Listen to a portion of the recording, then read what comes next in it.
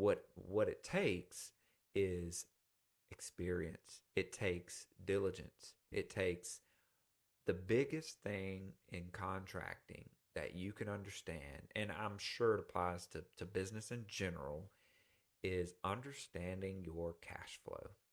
Because you will have weeks where you feel like you're breaking the bank, you're raking it in. Man, I closed out 5 jobs and I made a ton of money. Let me go buy a new boat. Well, that's not what you want to do. Okay, honestly, because the next week you may close out 0 jobs.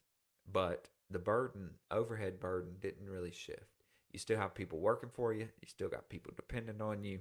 You've hired more people. So short of firing people and turning down work, or not going out to do estimates or not doing um, more, you get into this cycle where you're chasing your tail. And we've done it. We've done it for a very long time. And I don't know that as a business owner you ever get out of the cycle of chasing your tail. It's just how you manage that cycle. Honestly, that's all it is. The requirements of business are all the same, right? You've got to pay your taxes. You've got to hire people. You've got to maintain a payroll. You've got to find work. You've got to generate leads and create awareness and do branding. And that is all going to remain the same when you're small or when you're large. More work, more money, equal more problems, equal more responsibility, more commitments to the end user, to the client. And so, the best advice that I could give you out of all this and everything that we've talked about, and it applies to contractors, but it also applies to everyday small business owners, is to understand your cash flow and do everything you can in the very beginning when you're making smaller amounts and you're starting to want to go out on your own and grow your business. You need to understand cash flow and the importance of the statement that cash is king. And the reason for that is in contracting, when you have, let's just say for instance, we do a draw schedule for a home build, and part of that draw schedule is work. You do work, they come, they inspect it, they give you a paycheck. Well, inevitably there's going to be a delay sometimes, and so you're sometimes overcommitting. You commit money knowing that you're about to get a draw, and it becomes this cart before the horse, right? Where you pay a sub or a vendor and expecting to get a draw that week, and you don't get it, right?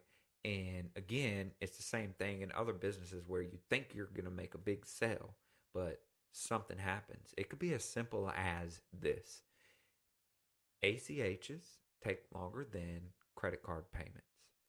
Um, and when you have to make payroll, if you're new or your system is new, the ACH, a bank ACH, is going to take even longer to hit your bank account, money in the bank, than somebody who's been doing the bank ACHs for a while.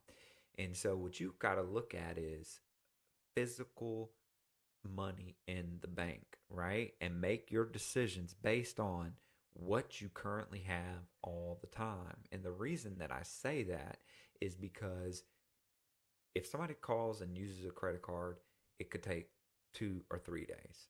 Don't spend the money until it hits. If somebody calls and uses a ACH, it could take up to 10 business days.